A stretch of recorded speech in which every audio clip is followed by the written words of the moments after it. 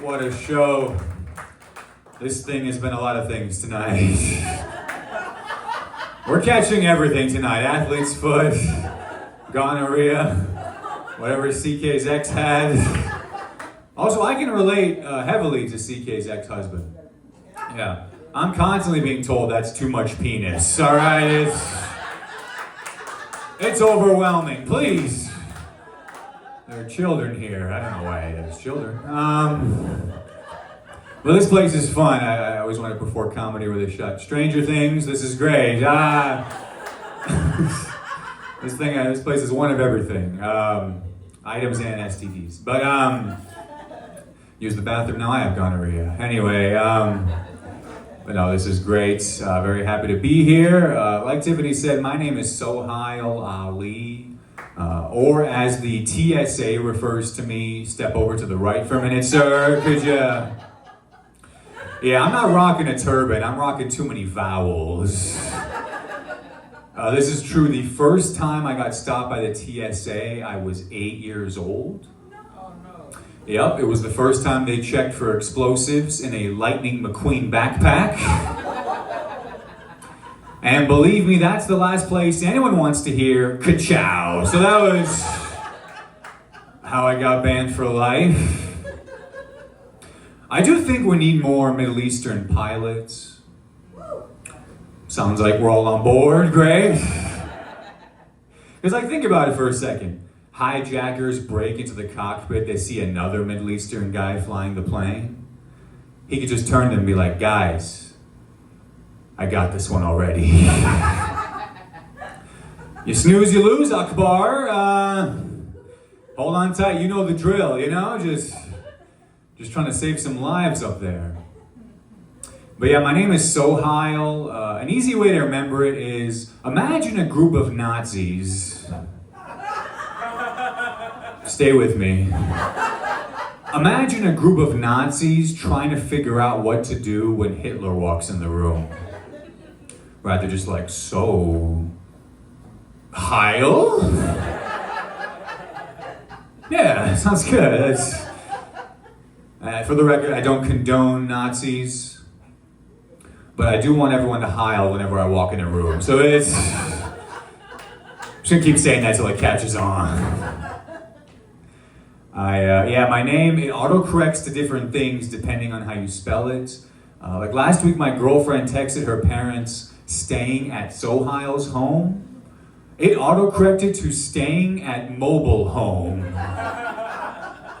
Yeah, her parents were like, what kind of guy are you seeing? This guy's in a mobile home? I was like, baby, you just tell your parents. It's technically a trailer house. It's nice. I finally got the raccoon blood out of the carpet. It's nice. You gotta come by and see it sometime. I'm 27, and a lot of my younger cousins have started calling me Unc. Like uncle. And I don't like that shit at all. Yeah. So I've started calling them on the phone. Yeah, they can't stand that shit. I'm like, hey, Unc still got it, all right? You want me to stop? Look me in the eye for 3 seconds. Let's see that screen time, then I'll be quiet. Generation is cooked. The first time I jerked off, it's a hard transition, I know, literally. The first time I jerked off, I used lotion with menthol in it. Which was an accident. But these days I do it on purpose because I just can't get it going until I feel that sting, Just takes you back. Yeah, I was 12 years old, left home alone for the first time, and did not know basic chemistry. I just thought it was cool that this lotion was the same brand as my uncle's cigarettes. I'm just happy to support the company. I grew up thinking, I was raised thinking that masturbation was a sin. Yeah, so when the burning started, I I was like, you know what? Fair. I deserve this. Nothing will make you believe in God quicker than that, I'll tell you. It was a week, man. It was a very, very painful week. But also the clearest my sinuses has ever been. So, yeah, just a lot of long showers and smelling everything. It was wild, man. So now these days, anytime I get a whiff of menthol, I'm just like, man, can I borrow that for a few minutes? I'm feeling nostalgic. I'll be quick, don't worry. I'll be quick.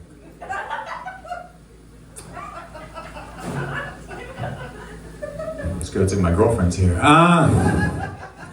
Same reaction. So, needless to say, I'm in therapy. Anyone else? Working on themselves? Yeah, for real, make some noise if you're in therapy. Who's in therapy here? Make some noise? Yeah, all right. Couple pussies. Talking to someone about your problems? Grow up, you know what I mean? No, I'm in it deep. I need it bad. I was talking to my parents before I started going to therapy, because I was telling them I was thinking about going. And my dad straight up goes, "Why would you pay for a therapist when I would talk to you for free?"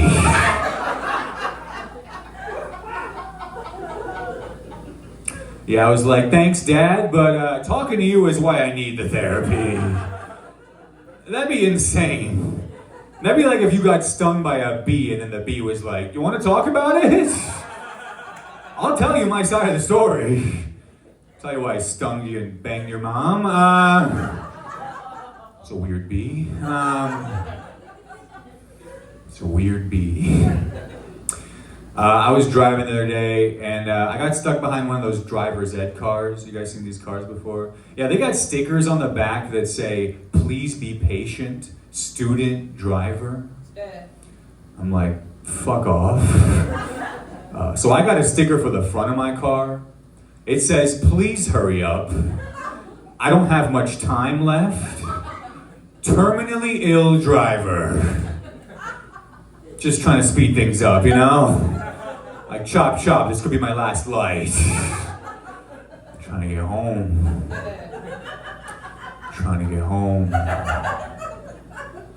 So, a little bit about me. My parents are from Afghanistan. Yeah, that's usually the reaction that gets right there. It's never anything fun, you know? People are never like, "Oh, interesting," or "exotic." They're like, "Holy shit, is your family okay? Is everyone doing all right? Blink twice if you need help." You want to talk about it? Yeah, people are always like, "Oh, your parents are from Afghanistan, wow. Have you ever been?" Yeah, I got a question for you. Have you ever gotten the news? Just once the past 30 years? Let's just say you can't exactly study abroad there, all right? There's not a picture on my Instagram with me and my college friends with our backpacks on, just smiling in front of an exploded sedan, all right? Just fucking... It's one of those boomerangs too, just fucking smoke going up and down behind us. No. I know, my parents are from Afghanistan. I was born in Indiana. My parents said they came to the US in search of the American dream. But they didn't search very long because they settled on Indiana.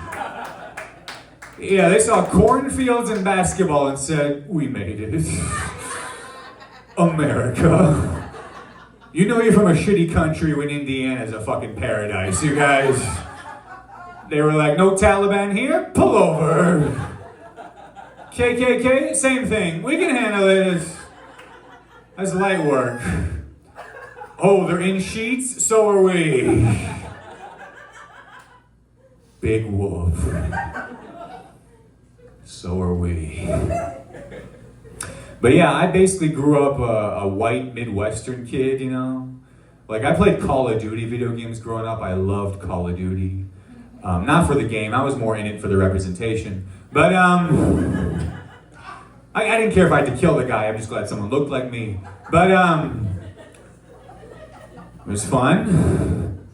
But yeah, Call of Duty had a game called Modern Warfare 2.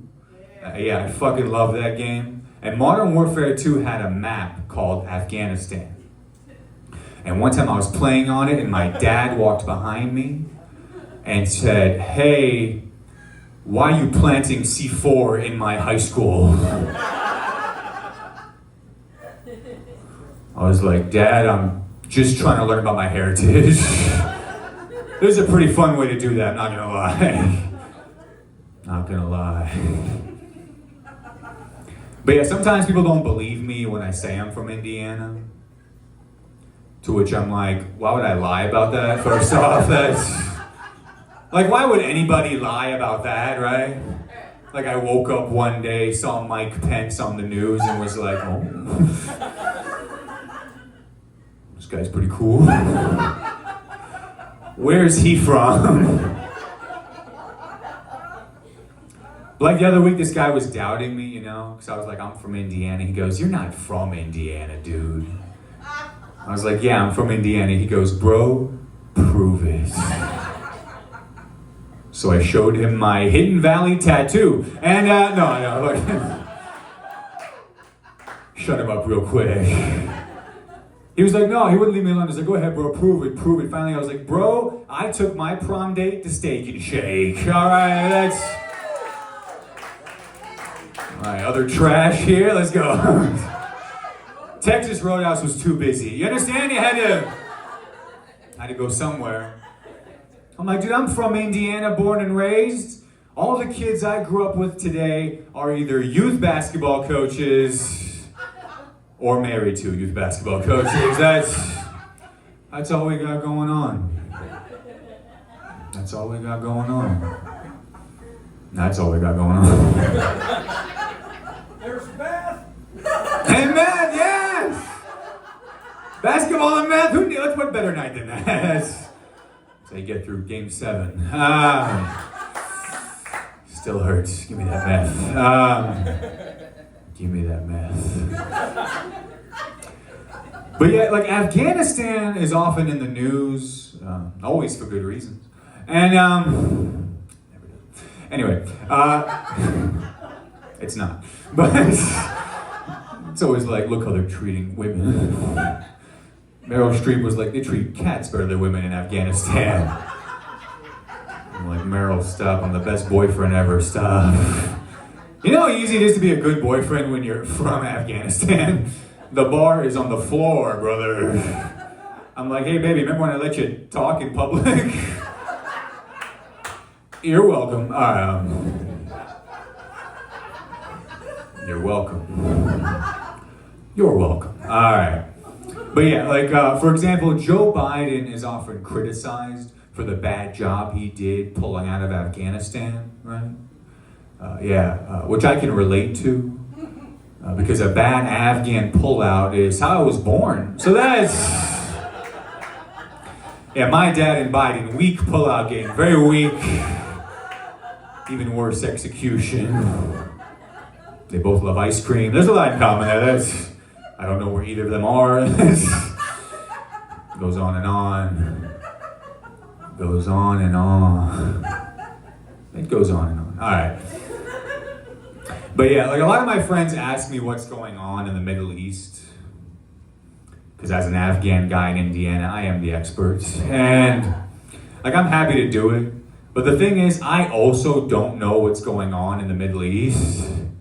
I'm like, guys, I don't even know what's going on the east side of our town.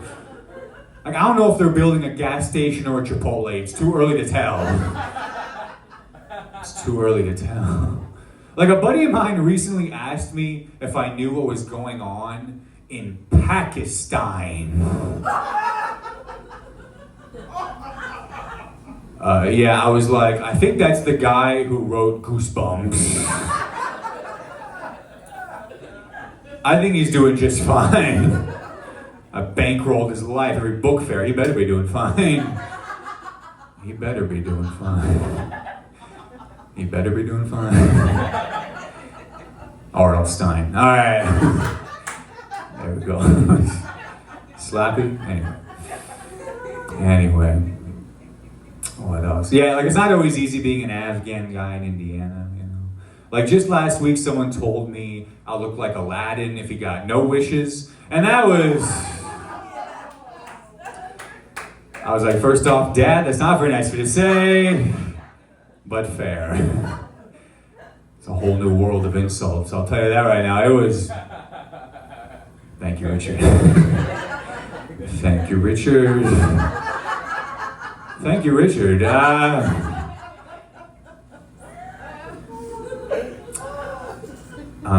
So I was in middle school when they killed Osama. Bin Laden.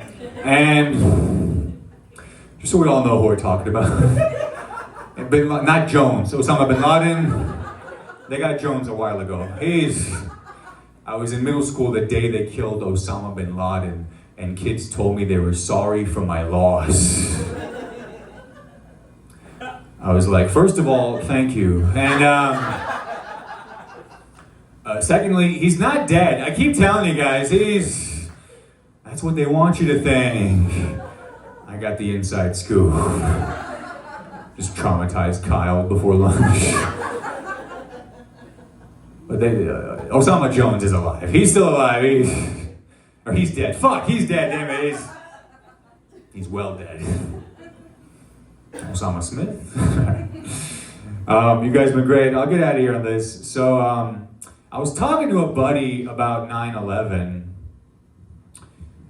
This must have been in 2000. And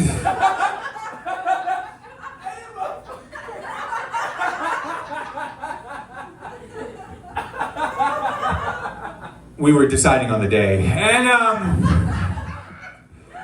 no. No. I was talking to a buddy about 9/11, and he goes, I remember 9/11, I had my driver's license on 9/11. I was like, wow, that's a coincidence. I had my pilot's license. All right, hey, we need more Middle Eastern pilots. I was trying to save lives. That's my time, guys. Thank you guys so much. Keep it going for your host.